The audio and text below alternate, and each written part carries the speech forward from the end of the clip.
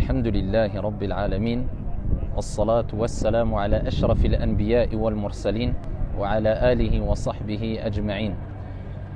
En direct de la ville de Médine où a vécu la meilleure des créatures, Mohammed alayhi salatu wassalam, celui qui a reçu plus d'une fois l'éloge de la part d'Allah Jalla wa Ala. Et à titre d'exemple, il suffit de citer le verset coranique où Allah subhanahu wa ta'ala a dit concernant son noble messager وَمَا أَرْسَلْنَاكَ إِلَّا رَحْمَةً لِلْعَالَمِينَ. Et certes, nous ne t'avons envoyé qu'en tant que miséricorde pour l'humanité.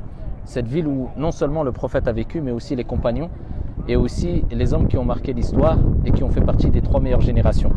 Les trois meilleures générations sont celles qui ont été citées par le prophète alayhi salatu wassalam fi sahih lorsqu'il dit خَيْرُ النَّاسِ قَرْنِي ثُمَّ الَّذِينَ يَلُونَهُمْ ثُمَّ الَّذِينَ يَلُونَهُمْ. Les meilleurs des gens, ce sont ceux qui ont vécu à mon époque. Donc le prophète visait les compagnons, ensuite ceux qui sont venus après, la deuxième génération, et ensuite ceux qui sont venus après, c'est la troisième génération. Et parmi les hommes qui ont vécu dans ces trois générations, ce sont les quatre grands savants qui ont marqué l'histoire et qui ont fondé indirectement leur école. Et je vise ici l'imam Abu Hanifa, l'imam Malik, l'imam Shafi'i et l'imam Ahmad rahimahumullahu jami'an. Alors l'imam Malik rahimahullahu ta'ala, dans un hadith rapporté par At-Tirmidhi et Ahmad et d'autres, a reçu quelque part l'éloge du prophète alayhi salatu wassalam. Dans ce hadith-là, il est rapporté que le prophète alayhi salatu wassalam lui-même a dit viendra une époque où les gens vont aller très loin avec leur monture. وَلَا يَجِدُونَ أَعْلَمَ مِنْ عَالِمِ الْمَدِينَةِ. Ils ne trouveront pas plus savant que le savant de Médine. Sufyan ibn Uyayna rahimahullah ta'ala fait partie des gens qui, lorsqu'ils furent interrogés sur ce personnage qui a reçu l'éloge du prophète alayhi salatu wassalam, ce savant qui fera partie des savants de Médine, eh bien, Sufyan ibn Uyayna fait partie des personnes, des savants qui a dit, ou qui ont dit, le prophète parlait de l'imam Malik rahimahullah ta'ala. Alors il n'y a pas unanimité sur l'authenticité du hadith, mais il est important de citer ce hadith-là. Donc on peut dire quelque part que l'imam Malik a reçu l'éloge du prophète alayhi afdalus salati waskatassim si on prend en considération ce hadith qui a été cité. L'imam Malik rahimahullah ta'ala fait partie des savants qui ont laissé des traces indélébiles et un travail extraordinaire et un héritage exceptionnel, à tel point que ses élèves ont fait partie des plus grands élèves qui ont marqué l'histoire. Il suffit de citer un de ses plus grands élèves qui lui-même a fondé une école indirectement qui s'est répandue dans le monde. C'est l'imam al-Shafi'i rahimahullah ta'ala. Lui-même, l'imam al-Shafi'i a fait l'éloge à plusieurs reprises de l'imam Malik rahimahullah ta'ala, à tel point qu'il dit concernant l'ouvrage de l'imam Malik, très connu, le recueil de hadith qui est Al-Muwatta, que l'imam Malik rahimahullah ta'ala a écrit. Il dit concernant ce livre-là, c'est le livre le plus authentique après le livre d'Allah Azza wa Jal, c'est-à-dire Al-Qur'an. Et l'imam Malik rahimahullah ta'ala a eu un grand nombre d'élèves qui eux-mêmes ont transmis la science de Malik et la science du hadith. Et c'est pour ça qu'on retrouve que parmi les plus grands des shuyukh, des savants, des professeurs de l'imam al-Bukhari et de l'imam Muslim, eh bien parmi ces plus grands des savants-là, il y a les élèves de l'imam Malik rahimahullah ta'ala. L'imam Ahmad ibn Hanbal était un grand savant aussi qui a fondé indirectement son école et qui s'est réparti un peu partout aussi et qui est une référence dans l'histoire de l'islam jusqu'aujourd'hui. Eh bien lui-même a fait l'éloge de l'imam Malik rahimahullah ta'ala en disant إذا رأيت رجلا يبغض مالك فاعلم أنه صاحب بدعة. Si tu vois une personne qui déteste, qui n'apprécie pas, qui n'aime pas le travail de l'imam Malik rahimahullah ta'ala, eh bien sache que c'est une personne qui fait partie des innovateurs. Et l'imam Malik rahimahullah ta'ala a eu de grands savants, professeurs, enseignants. Et parmi ces savants-là, il y a le grand savant Ibn Hurmuz rahimahullah ta'ala, il y a l'imam al-Zuhri, ce grand érudit, ce grand savant du hadith, et il y a l'imam al-Nafi'. Et l'imam al-Nafi', c'était l'affranchi de Abdullah ibn Umar radiyallahu anhuma. Pour vous rappeler encore une fois la proximité qu'il y avait entre Malik et la source. À l'époque de Malik, on restait dans la source, il y avait quelque part encore l'odeur perceptible du prophète alayhi afdalus salati waskataslim et des enseignants du prophète et des compagnons.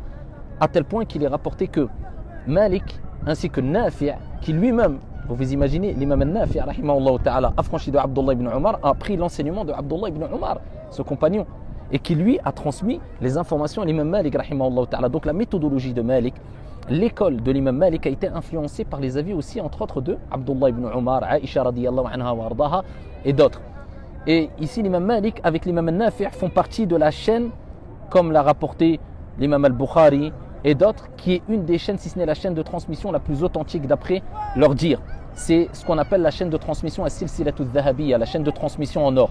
On dit Malik a rapporté de Abdullah ibn Omar, pour vous montrer la proximité, qui a rapporté, Malik Afwan qui a rapporté de Nafi', qui a rapporté de Abdullah ibn Omar. Donc on voit vraiment la proximité qu'il y avait très étroite entre la génération de Malik et les compagnons et le prophète alayhi afdalus salatu wa taslim. Il a été rapporté qu'il avait à peu près plus de 900 shuyur, dont 200 à 300 qui faisaient partie de at-tabi'in, qui eux-mêmes étaient avec les compagnons radiyallahu anhum wa ardahum et prenaient la science des compagnons qui ont reçu la science directement du prophète alayhi afdalus salatu wa taslim.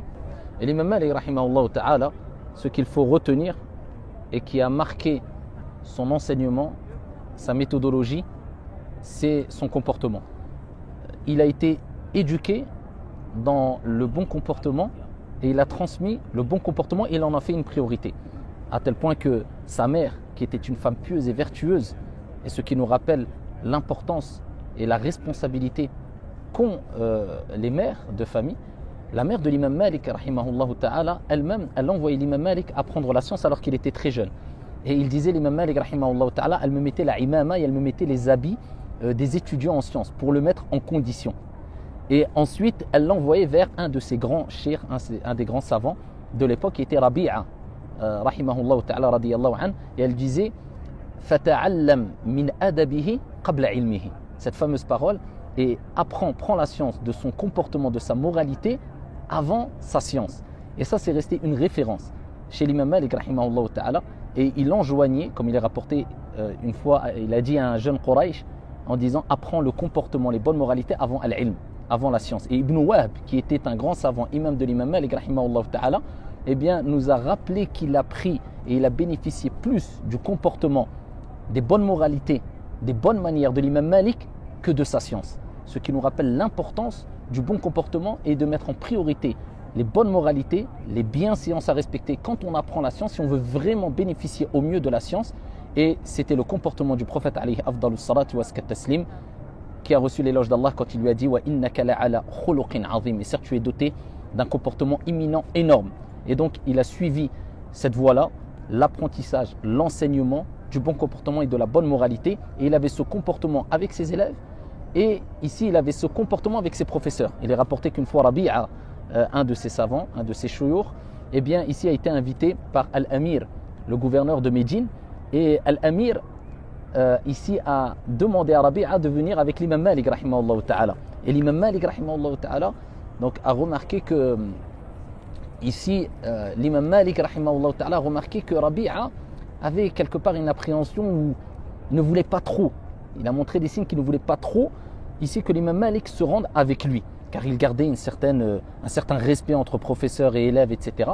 Et l'imam Malik a remarqué cela et a demandé l'autorisation, l'avis de son professeur avant de s'y rendre. Et il dit que l'imam Malik, rahimahullah ta'ala, qu'il ne se rendra que s'il a l'autorisation et l'agrément de son professeur, par respect vis-à-vis de son professeur. Et c'est comme ça qu'ont été élevés les plus grands des savants à travers l'histoire. Et c'est comme ça qu'ont éduqué les plus grands des savants les élèves en sciences religieuses à travers l'histoire. Un comportement, un respect énorme dans une ambiance respectueuse et détendue. Et ce respect-là, on doit le retrouver entre ceux qui enseignent la religion et ceux qui reçoivent l'enseignement de leur shuyukh.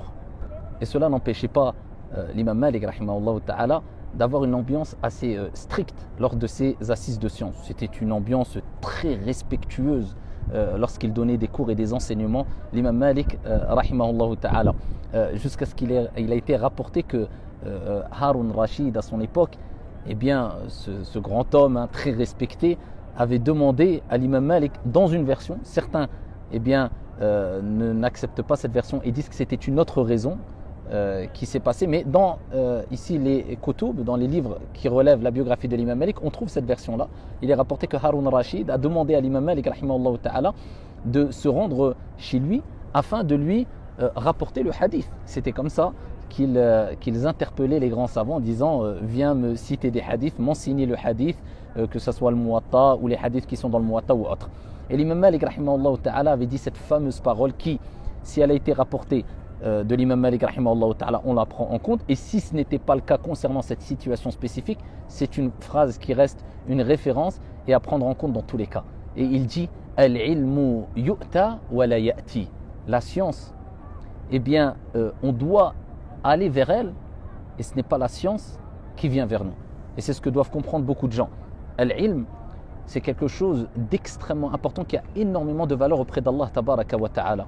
Et la science est une lumière qui nous permet d'être guidés. Ibn al-Jawzi rahimahullah ta'ala disait la première des choses que fait Iblis et que tente de faire Iblis, c'est d'éloigner les gens de al-ilm, parce que al-ilm nour, la science est une lumière.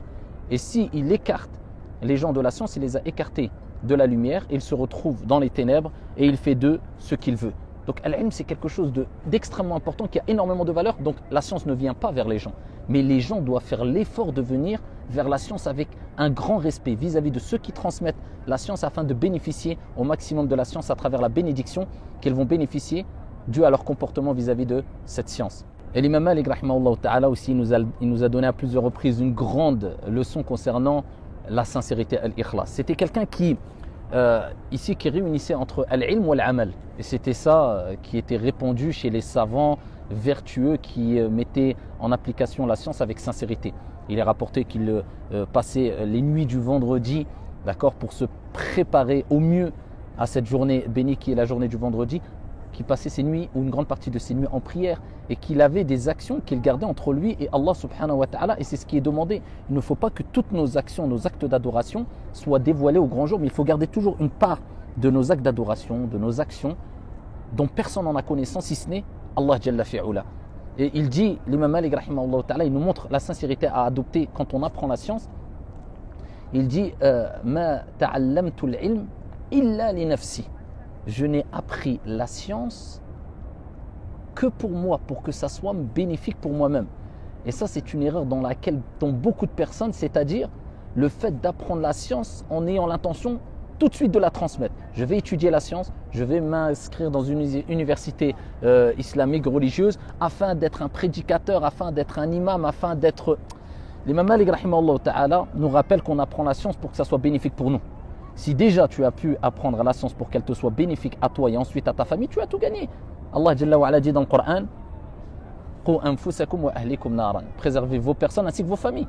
Il n'a pas dit préserver le monde. D'abord, tu t'occupes de toi. Donc, tu apprends la science pour que ça te soit bénéfique, pour que tu l'appliques, pas pour que tu la transmettes obligatoirement. Et quelquefois, on tombe dans cet égarement, c'est-à-dire on veut absolument transmettre plus que ce qu'on apprend ou ce qu'on applique. Et ça, c'est une grave erreur. Et l'imam Malik rahimahullah ta'ala ainsi que les plus grands savants qui ont marqué l'histoire n'ont pas du tout adopté cette méthodologie. Et l'imam Malik, bien sûr, fut le grand savant de Médine et la référence au niveau des fatawa. Et lorsqu'on posait une question à un grand savant de Médine, eh bien, il disait comment donner un avis alors que est présent dans Médine, à Médine, le grand savant, l'imam Malik rahimahullah ta'ala. Et l'imam Malik, il a été rapporté qu'il n'a donné des fatawa, des avis juridiques, qu'à partir du moment où il a reçu l'aval, l'agrément, quelque part, de plus de 70 grands savants référents à Médine. Et avec cela, il était réputé pour cette fameuse parole « la adri », de dire « la adri ». Et lorsqu'on l'interrogeait quelquefois, alors que des gens venaient d'Irak, venaient de très loin pendant des jours, des semaines, ici pour poser des questions, quelquefois il répondait « la adri ». Et il disait « mais que va-t-on dire aux gens qui nous attendent? On a fait des jours, des semaines de voyage afin d'avoir des avis juridiques de ta part. » Et il disait, dis-leur que l'imam Malik, rahimahullah ta'ala, a dit la adri. Dis-leur que l'imam Malik a dit, je ne sais pas. Et on voit ici al-wara', la crainte scrupuleuse qu'avait l'imam Malik, rahimahullah ta'ala, à son époque, avec toutes les éloges qu'il avait, avec le niveau de science, avec la proximité avec les compagnons, avec les tabi'in, avec le prophète alayhi salatu wassalam. Il ne se précipitait pas à répondre aux questions, contrairement à ce que font beaucoup de gens aujourd'hui, en estimant qu'ils ont les capacités de déduire que la réponse à tel avis juridique, c'est ceci et cela, en passant 10 minutes sur le net ou 20 minutes à lire des livres. Alors que ça, c'était l'imam Malik rahmatullahi alayhi, qui a reçu l'enseignement de grandes références qui ont marqué l'histoire, qui a été très proche des compagnons et des tabi'in. Et avec cela, il a reçu l'agrément de plus de 70 savants avant de donner la fatwa. Et il disait, la adri, je ne sais pas. Et ça nous rappelle que c'est une preuve qu'une personne est dotée d'énormément de science lorsqu'il répond la adri, tout simplement, surtout concernant des sujets extrêmement sensibles. Donc soit tu répètes et rapportes ce qu'ont dit les savants sur des sujets, et d'autant plus quand on parle de sujets très sensibles, et des savants qui sont des références et qui font partie bien sûr des 4 grandes écoles qui ont reçu quelque part al-qaboul, l'acceptation, qui ont été bénis. La preuve, ils existent jusqu'à nos jours, et ils ont vu le jour déjà à l'époque ici de l'imam Malik, bien avant l'imam Abu Hanifa rahimahullah ta'ala. Donc on voit à travers l'histoire, ils ont eu une certaine acceptation et bénédiction, ou soit tu dis la adri, cela est préférable, et cela est conforme à la méthodologie que ne cessent d'utiliser les plus grands des savants. Et lorsqu'on l'interrogeait, l'imam Malik rahimahullah ta'ala, parce qu'il répondait la adri, je ne sais pas, lorsqu'on lui disait mais c'est une affaire assez simple, ou c'est une question, comme on peut entendre aujourd'hui, c'est une petite question. Et il nous rappelait qu'il n'y a rien de petit dans l'islam, et il rapportait le verset coranique où Allah Jalla wa ala dit au prophète alayhi salatu wassalam, et certes nous allons te révéler des paroles lourdes pour nous rappeler qu'il n'y a pas de petites questions en islam, tout est important et tout est grand en islam. Et l'imam Malik rahimahullah ta'ala a eu de grands élèves, et il a eu des enfants aussi, et il a eu des garçons et il a eu des filles, et parmi ces filles il y avait Fatima ici rahimahallah, et c'était une femme très instruite dans la science religieuse. Par contre, il a eu un de ses fils qui, lorsqu'il donnait des assises de science, eh bien, son fils se préoccupait plus par toutes sortes de divertissements bien sûr licites, mais il n'était pas très intéressé aux assises de science de son propre père. Et l'imam Malik rahimahullah ta'ala, il disait hadha bni, ça c'est mon fils, et ça c'est ma fille, pour montrer la différence. Et il disait al-adabu adabullah, et il nous rappelait que comme nous savons toutes et tous que parmi les noms d'Allah Azza wa Jal, c'est Ar-Rabb, et il a été appelé Ar-Rabb entre autres parce que Huwa al-Murabbi, c'est lui qui éduque. Et il nous rappelle que la bienséance, l'éducation vient d'Allah Azza wa Jal. Et cela ne veut pas dire qu'on ne doit pas utiliser les causes, et on ne doit pas faire les causes pour éduquer nos enfants afin qu'ils aient un comportement exemplaire, respectueux, qu'ils acquièrent la science religieuse. Mais il nous rappelle qu'à partir du moment où tu as fait les causes, bien l'éducation, l'effet dans les causes vient d'Allah subhanahu wa ta'ala. Il est probable que tu aies un enfant qui, bien que tu sois un savant ou autre, eh bien ne soit pas trop intéressé par les sciences religieuses. Peut-être qu'Allah Jalla wa ala lui a destiné autre chose que les sciences religieuses. Cela nous rappelle qu'on peut être bénéfique par plusieurs moyens, ou à travers plusieurs moyens différents. Il n'est pas demandé à tout le monde d'être un savant ou un imam. En tout cas, ça c'est une petite anecdote qui concerne les enfants de l'imam Malik rahimahullah ta'ala. Et cet homme qui était l'imam Malik rahimahullah ta'ala, il est rapporté que c'était un homme très robuste, qui était chauve, aux yeux bleus, le teint très clair, et qui reflétait et dégageait une très belle apparence, due à la science, car al-ilmu nour, ça apporte une lumière intérieure et extérieure, mais aussi Allah Jalla wa ala l'a doté d'une beauté, lui a accordé une beauté. C'était un homme beau, qui avait une très grande prestance, et qui aimait énormément s'habiller très bien. De sorte qu'il a été, ou à tel point qu'il a été rapporté qu'il s'habillait même comme les rois, comme les personnes les plus notables à son époque. Et tout simplement pour rappeler que quand on parle d'Allah et de son messager, eh bien il est important d'avoir une belle apparence. Et il aimait cela Malik rahimahullah ta'ala, et cela est conforme au hadith rapporté par Muslim lorsque le prophète alayhi salatu wassalam a dit La yadkhulul jannah man kana fi qalbihi mithqalu dharratin min kibr. Ne rentrera pas au paradis celui qui a le poids d'un atome d'orgueil dans le cœur. Un homme s'est levé parmi les sahaba, les compagnons, et il dit Ya Rasulallah, il y a parmi nous celui qui aime avoir de beaux vêtements, de belles sandales, donc qui aime avoir une belle apparence, de beaux vêtements. Et là le prophète alayhi salatu wassalam a dit Inna Allah jamil yuhibbul jamal. Allah est beau, il aime la beauté. Et il dit ce n'est pas ça, et il rappelle que ce n'est pas ça al-kibr, l'orgueil. Il dit c'est batarul haqq wa ghamtun nas, c'est de rejeter la vérité et de mépriser les gens. Voilà pourquoi il est important de savoir que az-zuhd, l'ascétisme, ce n'est pas d'avoir des habits déchirés ou une mauvaise apparence. Au contraire, az-zuhd, c'est le fait d'avoir ad-dunya, même si tu es riche, mais simplement tu ne l'as pas dans ton cœur, mais tu la gardes dans tes mains ou dans tes poches si tu veux, mais elle ne rentre pas dans ton cœur à tel point qu'elle te fait oublier l'au-delà, le rappel d'Allah tabaraka wa ta'ala. Donc il n'y a pas de mal, bien au contraire, il est important d'avoir une belle apparence vestimentaire afin d'honorer quelque part et de rappeler ici les bienfaits d'Allah subhanahu wa ta'ala sur nous, et à partir du moment où cela n'est pas accompagné d'orgueil ou de gaspillage. Et c'était comme ça qu'était l'imam Malik rahimahullah ta'ala, des assemblées très respectueuses qui dégageaient le respect, le calme, la sérénité et la prestance à travers l'apparence de l'imam Malik rahimahullah ta'ala. Et quand on parle de l'apparence de l'imam Malik rahimahullah ta'ala, c'est sa tenue vestimentaire, c'est sa beauté et c'est aussi bien sûr la science qu'il dégageait rahimahullah ta'ala. Et l'imam Malik rahimahullah ta'ala est décédé. Et tout le monde doit décéder, tout le monde doit mourir. Les plus grands des hommes sont morts. Et à la tête des plus grands des hommes, Muhammad ibn Abdillah alayhi salatu wa salam est décédé. Car Allah tabaraka wa ta'ala dit dans le Saint-Coran, Kullu nafsin dha'iqatul maut, toute âme goûtera à la mort. Donc il est décédé, les savants divergent concernant l'âge qu'il avait, l'imam Malik rahimahullah ta'ala, quand il est décédé. Certains disent 85 ans, d'autres disent un peu plus, d'autres disent jusqu'à 90 ans. En tout cas, il a eu, rahimahullah ta'ala, une vie longue, béni et pleine d'enseignements, et il a laissé, comme on a dit précédemment, des marques indélébiles rahimahullah ta'ala. Et l'imam Malik rahimahullah ta'ala, lorsqu'il est décédé, donc c'était l'imam de Médine, c'était l'imam de la mosquée du prophète alayhi salatu wassalam, il a eu cet honneur, c'était lui le référent dans cette ville bénie qui est Médine, et il fut enterré ici à Al-Baqi', à l'endroit où un grand nombre de compagnons radiyallahu anhum wa ardahum sont morts. Allah a décidé qu'il soit enterré à proximité du prophète alayhi salatu wassalam. Vous pouvez voir, derrière moi, le prophète est enterré, et à quelques mètres, vous avez Al-Baqi', l'endroit où est enterré l'imam Malik rahimahullah ta'ala.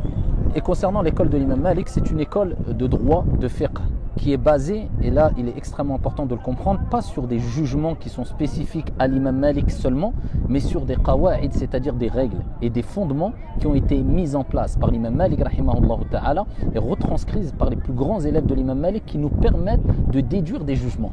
Voilà pourquoi dans la même école juridique on peut trouver des jugements différents, mais qui respectent les mêmes fondements et les mêmes règles qui ont été inspirés par les plus grands des savants, c'est-à-dire Abdullah ibn Umar, les compagnons radiyallahu anhum wa ardahum, qui ont pris la science directement du prophète alayhi afdalus salatu wa askat taslim. Et voilà pourquoi les savants et les plus grands des savants des quatre écoles divergent sur certaines questions, simplement parce qu'ils ont eu des méthodologies et des fondements et des outils qui leur permettent de comprendre les textes différemment. Mais, comme le disent plusieurs savants, la vérité al-haq ne sort pas des quatre écoles. Donc voilà pourquoi il est important de rester suivre une des quatre écoles. C'est ce qui a toujours existé, ce qui a été fait par les plus grands des savants. Voilà pourquoi quand on évoque Ibn Rajab, on dit Al-Hanbali, l'imam al-Nawawi, Al-Shafi'i, Ibn Abd al-Bar, Al-Maliki, ila akhiri, etc. C'est ce qui a toujours existé, et cela ne veut pas dire qu'on ne peut pas évoluer selon l'espace et le temps, bien au contraire. Car nous suivons des règles, une méthodologie qui nous permettent de comprendre les textes du Coran et de la Sunna selon l'espace et le temps. Et ce n'est pas simplement des jugements, et ça ne veut pas dire qu'on reste figé à une époque, il y a 14 siècles ou 13 siècles, et on ne peut plus évoluer dans la compréhension de la religion, loin de là. Mais sortir des quatre écoles, c'est un manque de respect vis-à-vis de la science, et c'est la preuve que la personne a mal compris le travail qui a été mis en place par les plus grands des hommes, c'est-à-dire Abu Hanifa, Malik, Al-Shafi'i, Ahmed, ou disons plutôt parmi les plus grands des hommes. Et quand on suit une école, on ne suit pas un savant, on suit des milliers de savants qui adhèrent à cette école et qui travaillent ici dans cette école, qui font des recherches scientifiques dans cette école. Et parmi les fondements qui sont spécifiques à l'école de l'imam Malik rahimahullah, c'est un fondement extrêmement important et qui nous permet toujours de revenir à la source. C'est le fondement qui concerne ou qui touche à Amalu Ahli al-Madina, les œuvres, les actions, la pratique des habitants de Médine. C'est pour ça l'imam Malik rahimahullah ta'ala disait que une tradition qui est passée de génération en génération, c'est-à-dire une pratique religieuse qui est passée de génération en génération, nous suffit et est plus importante pour nous qu'un hadith, qu'un texte. Pourquoi ? Parce que le hadith peut avoir plusieurs compréhensions. Mais quand on a une tradition, un acte d'adoration qui est mutawatir, qui a été pratiqué par des compagnons, qui ensuite, les tabi'in, ont vu les compagnons la pratiquer, qui eux-mêmes l'ont pratiqué, pour lui c'est quelque chose d'extrêmement solide, et c'est une preuve très forte et un argument très fort. Et voilà pourquoi quelquefois l'imam Malik rahimahullah ta'ala, dans son madhab, on voit des pratiques qui peuvent s'opposer à un texte, mais pour lui, et c'est quelque chose de très fort et qui est argumenté et qui est très valable, c'est que la pratique qui est mutawatir, c'est-à-dire qui a été faite par un grand nombre de compagnons et qui est passée de génération en génération, est plus sûre qu'un texte. Dans certains cas, par exemple, on parle du texte ahad, bien qu'il soit considéré comme sahih.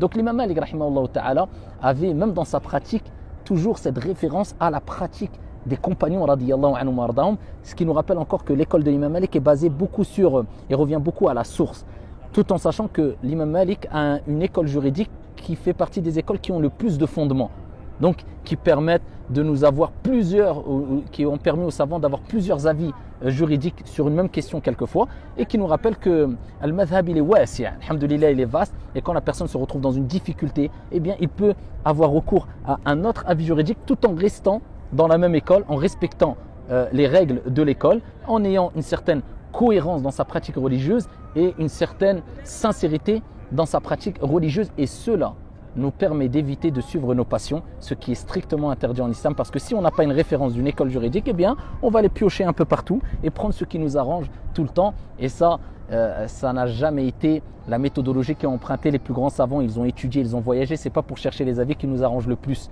mais quand il y a une difficulté, il y a toujours une facilité accompagnée de la difficulté, conformément au Coran et à la Sunna, d'après la compréhension des plus grands des savants qui ont marqué l'histoire, qui faisaient partie des pieux prédécesseurs, et parmi eux Abu Hanifa, Malik, Al-Shafi'i et Ahmad rahimahumullahu jami'an.